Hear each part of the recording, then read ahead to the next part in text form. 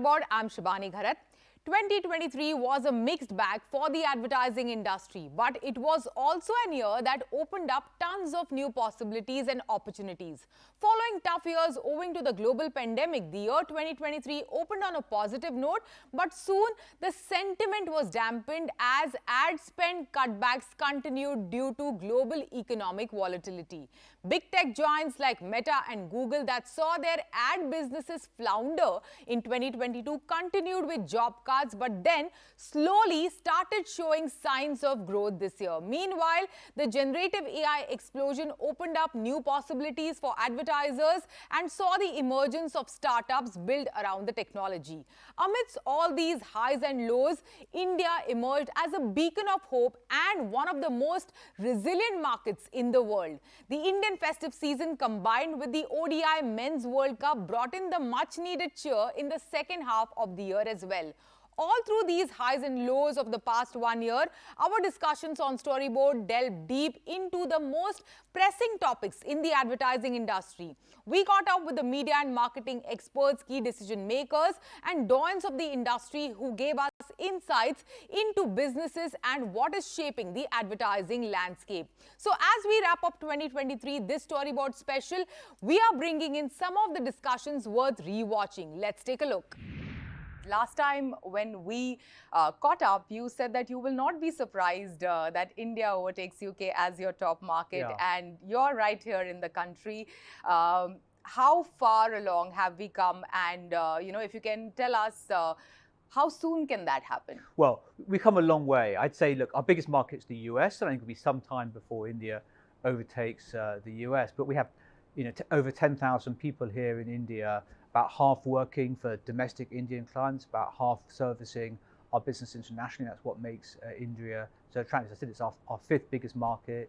It's grown 20% compound over the last 5 to 10 years, been our fastest growing market. Our fastest growing market again in 2023. So, I think we could double the size of the business here in the next 5 years. And that would take India, certainly by headcount, over the size of the UK. So, in that sort of time period, I think. Yeah, and 10,500 employees, if I'm not mistaken. Yes.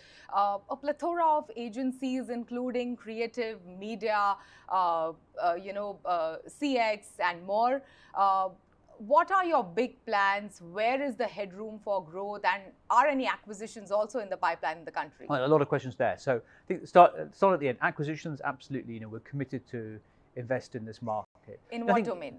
Well, I think in every domain, but those domains that are probably more focused on technology, because I think that's what's driving a lot of the change today. But coming back to where you started, our heart of WPP is in advertising.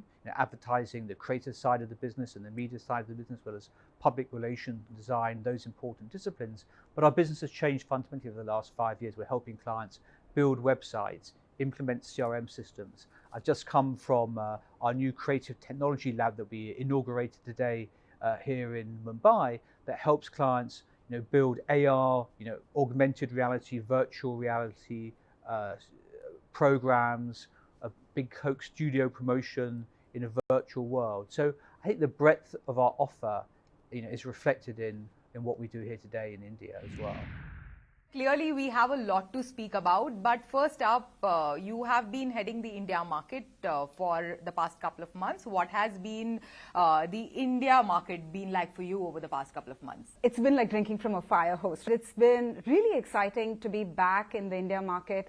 And I'm Indian. I've come often. I've come back to the country. But coming back and working here again after many years has really sort of shown me the potential of, I think you have to be here to sort of understand what everyone's talking about, be it the crazy digital transformation and the growth that you're seeing in the country, or, the role that we play as Meta in that story, right? So it's a really consequential role that Meta is playing in terms of how the hundreds of millions of people we connect. So I'm very aware of the privilege and the responsibility that comes with it. And what is expected out of the India market, like from the Meta HQ? So Meta in India is one of the largest user bases that we have for the company globally. So India is a large market and consequential market for Meta already.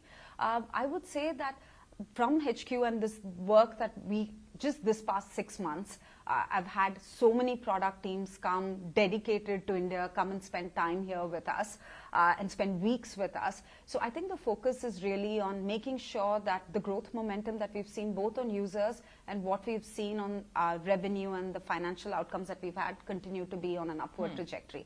So that's one. The second would be the kind of scale that India provides as a testing ground for any company is unparalleled and unmatched, right?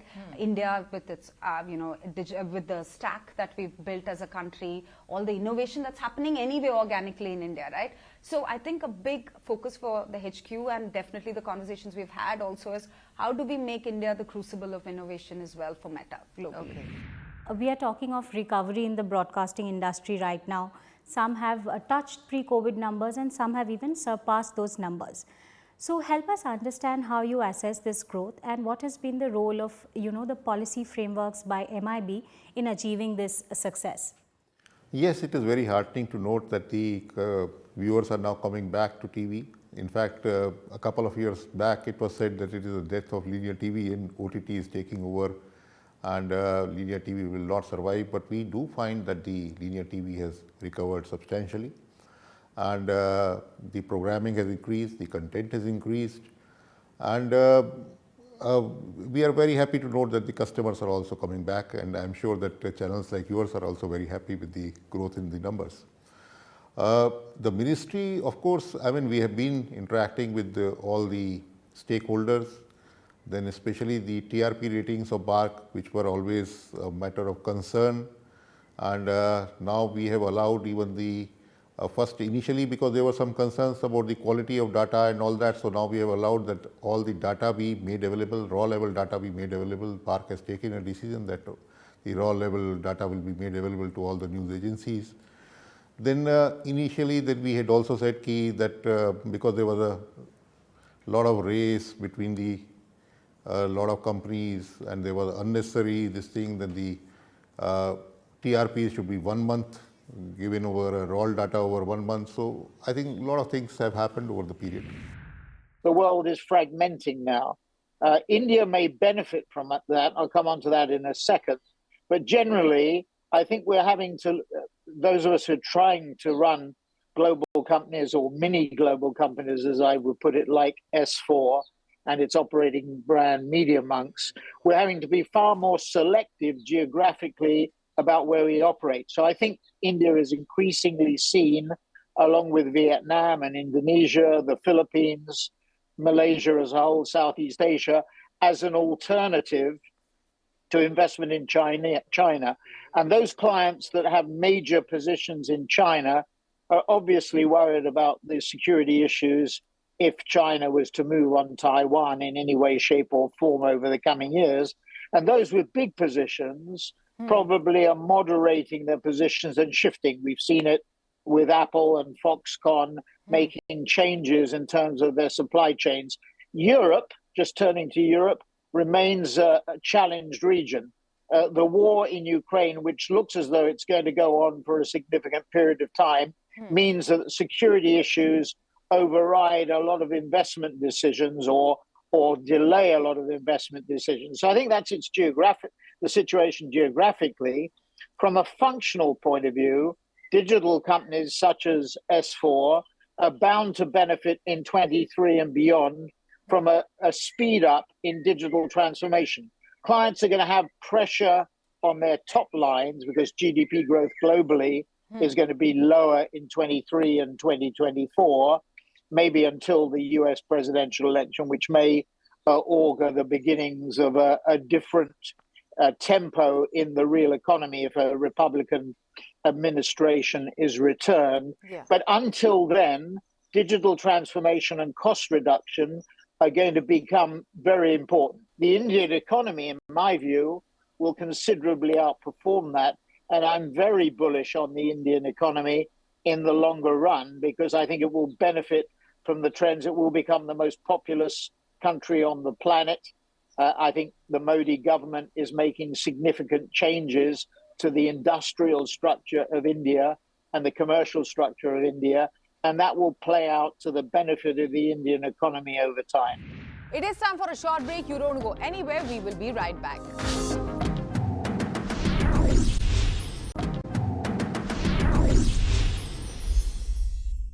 Welcome back to the Storyboard special. As we wrap up the year, in this week's special, we are getting you the snippets of the most riveting conversations that we have had in the year gone by. Let's take a look. Ogilvy India has announced a leadership transition. To tell us more, we are joined in by Devika Bulchandani, Global CEO Ogilvy, and also Piyush Pandey, who will take on the role as their Chief Advisor. Welcome to CNBC TV18. Devika, if I'm looking at the structure, first, can you dissect the new Ogilvy India structure for us? We're talking about a leadership team that's been here for, collectively, I think we counted over 140 years. 140 years. Collectively. So there are people who've grown up here and who have been in leadership positions already. And for the last four to 5 years, I think Piyush and I have been talking about this for a while. They've sort of been doing the job, right? While Piyush has been here, obviously, in his role. So Hepzibah Pathak, who's going to become our executive chairman. VR Rajesh, who's going to become the CEO. Sukesh, Harshad and Kainas, who've been our chief creative officers, are going to lead the country from a creative perspective. Prem, who's the head of planning, is going to continue that role, but together they're also going to become part of the board. And I think what's really, really interesting to me about this is that we have a board where 3 of the members of the board are creative leaders. Because it's our belief that creativity is not a department, it is our business. So having that seat at the table and having the creative voice go broader than just the work that we do, but be involved in how the business is run is super important. And by the way, Piyush has done that. Speaking to you, Piyush, now moving to you, you're taking an advisory role going forward starting January 2024. I'm sure you must have spoken to some of the long-standing clients with whom you've had long-standing partnership at Ogilvy for years. How are they reacting to it? They're quite happy that I'm around somewhere. No, fantastic, because half of them know these people. They've worked with them and they've all responded by saying what a good choice. The response from everyone has been fantastic. Response from our own people yesterday has been superb, as if it was obvious. And by and large, they're happy that I'm not going away to the Himalayas. I'm here, right at Ogilvy. You've been here for more than 4 decades.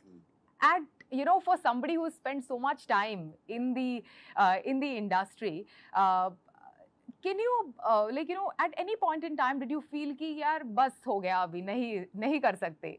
कई बार हमें भी लगता है और हमें तो एक decade ही हुआ है, तो did you feel कि एक बार लगा था थोड़ा on a difference on a point of view. Yeah. And then I went home and I said, but why am I thinking of leaving? The other guy should leave.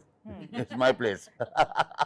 Did he leave or did he stay? No, he didn't need to leave. It was a difference of opinion. We cleared it the next morning. But otherwise, no. I've been fairly nasty with those who were bold enough to offer me a job. And no, never. It's home for me. AI is all the rage right now. We're in the middle of this huge hype cycle around AI.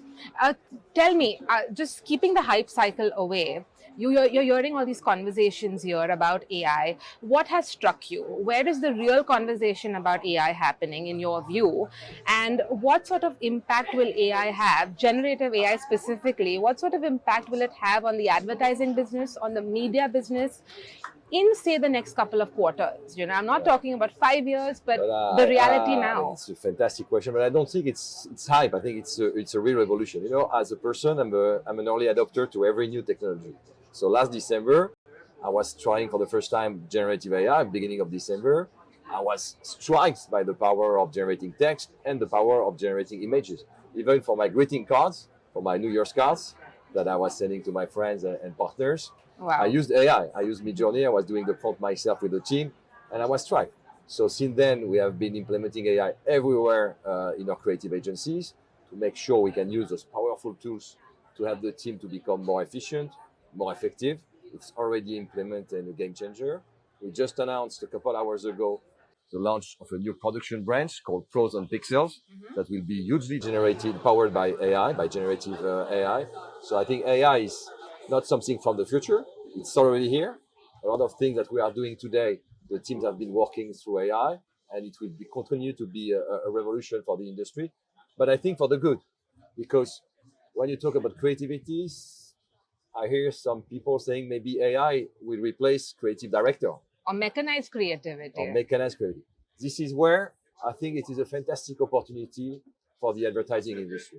Because if you allow me to take an analogy with what happened in the years 1830s, with the invention of photography hasn't killed painters. It has killed average painters. So I believe AI might kill average creative directors. And this is where, as a group with the best strategic planners, with the best creative directors, we will be able to stand out and to make our brand stand out for the crowd. So I think it's going to be a golden age for true creative advertising campaign. You are someone who has built not just one but two smartphone brands in a decade's time. In this rapidly evolving, market, tech space, what does it take to really do that? Naivety. Naivety. I think nothing is a lot harder because we're not a part of a bigger company. So every little thing we have to think about ourselves, from supply chain to capital to human resource, etc. Don't do it. Don't do it is my advice to other people. It's just because it's so complicated. If you're making an app, you just need to make an app. But in our business, you have to do supply chain, you have to do engineering on the hardware side, on the software side. You have to do design, you have to do marketing, you have to do customer service, you have to do sales. It's like, how can you do all of that? It's just so complicated. Yeah. So what it takes is actually not a great idea, but rather that all those functions that I talked about, they all need to work together. Yeah. Like the integration of all those capabilities, that's what it takes. If I may dare ask you, do you see the role of a chief AI officer someday ascending to the role of a CEO in the coming days, considering with this explosion of AI that we have seen over the past many months? Well, I'm not sure I would want Mark Reed's job. He does a phenomenal job of navigating this complex world beyond AI. And actually, Mark has been thinking about AI for many, many years. Again, we have many conversations about AI and how it's going to impact the industry. And as it happens, I am a CEO. I'm still the CEO of Satalia, which was the acquisition. So I have to still deal with people and clients, as well as thinking about the technological impact and architecting ourselves for adaptation. But actually, I think that as I've learned more about the world of marketing, there is a role of somebody to think about how technology is applied across the entire supply chain. People might have heard of a concept of digital twins, which is essentially a simulation of your entire organization. And I actually think it's the CMO that probably is the right person to drive that thinking across the organization. So it might be that the CMO, the next role for a CMO is the CEO. Which is already happening. Absolutely. What, according to you, is the future of online dating? What are the new trends that you expect to emerge? Great question. One of the trends that we're seeing on Tinder is jumping on Tinder when you're 18. It's a rite of passage. You have to be you have to be 18 to use the app. But that for Gen X, for millennials, there was a little bit of stigma. And that's absolutely gone with Gen Z. They are digital natives. They live on their phones, right? They grew up with technology. So how that is informing the way that they date and the way they show up is really, really interesting. And it means things like, well, I use my phone to find a job, to find a school, to adopt a puppy, to buy shoes. And so it's helping me in all these areas of my life. Of course, it should help me find love.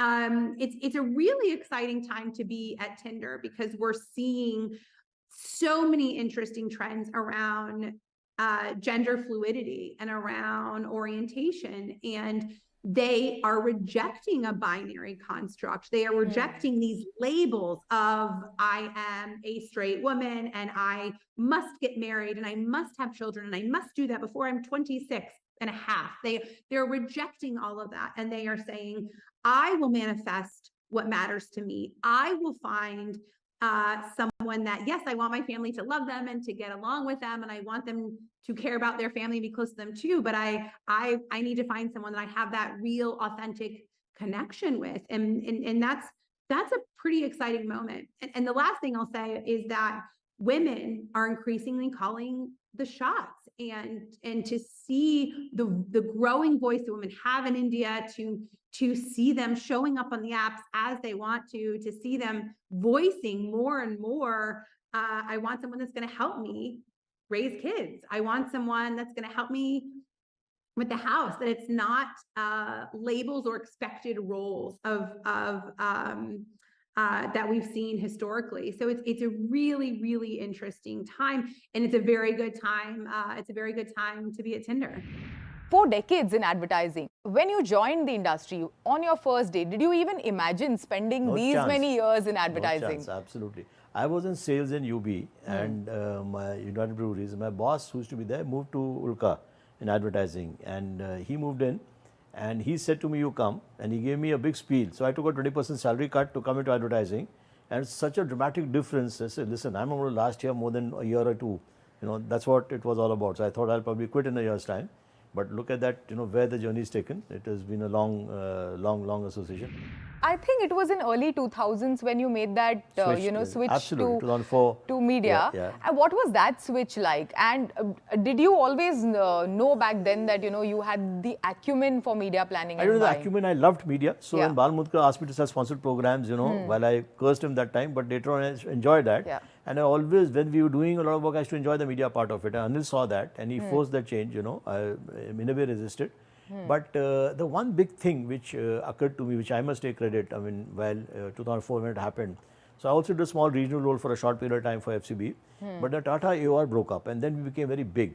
So, Tata Motors came, TCS came, Tata Indicom came, Tata Corporate came. So we needed, and Amul of course was there, many clients were there, Wipro was there, Nerolac was there. So we needed a full-time thing, so Anil felt full-time.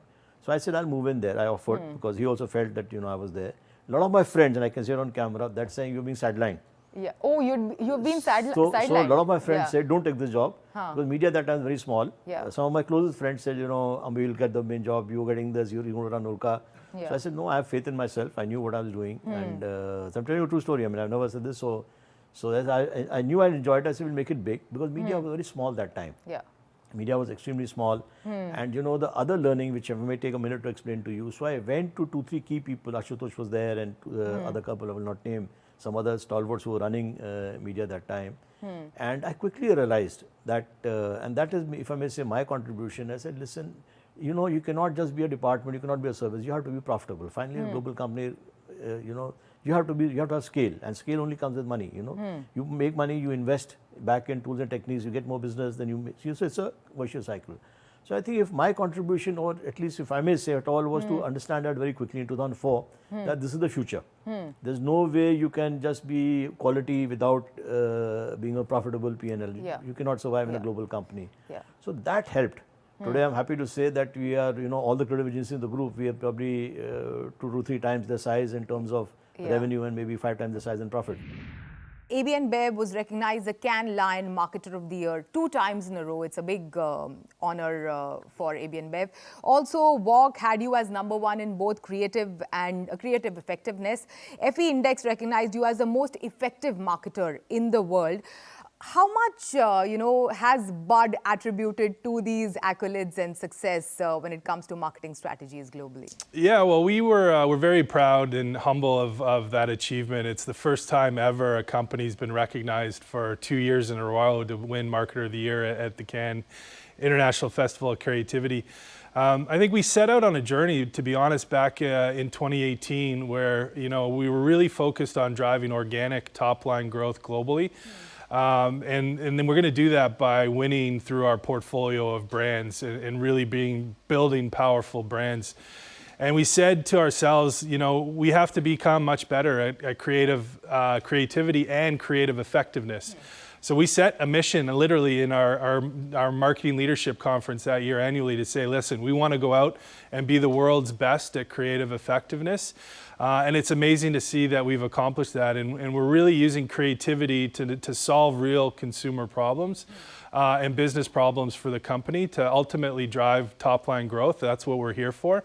And then Budweiser, yeah, I was excited. It's been a portfolio play across all of our brands, but Budweiser did well. I think we won 8 Lions. And what strategy really worked for the brand? Because past 2 years haven't been really easy on most of the companies. So what are the things that you did right according to you? Yeah, I think, having a very clear positioning. So, we want to inspire people to do big things in life, seize opportunity, go out and, chase greatness, and staying true to that proposition, and then really bringing that to life through our platforms. So music is a huge platform for us globally. And yeah, most recently, the beyond music, building occasions around the passion point of football. So obviously we're just off the back of a massive FIFA World Cup, the biggest sporting event in the world. And I think just, trying to be at that intersection of people, brands, and beer. Yeah. And for us, that's music and football, and being relevant in culture and giving people experiences that they can't forget. Yeah, and sticking with football, yeah. FIFA World Cup, 2 days prior to the actual World Cup, alcohol sales was banned at 8 of the World Cup stadiums in Qatar. As a marketer, for you, what was that like? I'll be honest, we were shocked. It was a surprise. Yeah. 4 years of planning. Yes. We had made this the biggest global campaign ever for Budweiser. And yeah, 2 days before getting the call from FIFA saying that beer is going to be banned from the outer concourses of the stadiums, we were surprised. But to be honest, it was a testament to our culture. We were like, we've been a partner for FIFA for over 35 years. Yeah. Beer and international football and the World Cup and Budweiser has become synonymous. So we said to ourselves, what can we do to make sure that we still, deliver that celebration of Budweiser and football for the tournament? So we rallied our internal team with some of our external partners, some Wyden & Kennedy in particularly, our lead agency. And we said, well, what are we going to do? What are we going to do? And, the first thing we did, we put out the tweet, well, this is awkward. That it was awkward. So it was awkward for us. With that, it's a wrap on Storyboard this week. You can catch all of our content on Facebook, Twitter, and YouTube. Thanks for watching. We will be back same time next week. See you soon. And here is wishing you all a prosperous and a happy new year.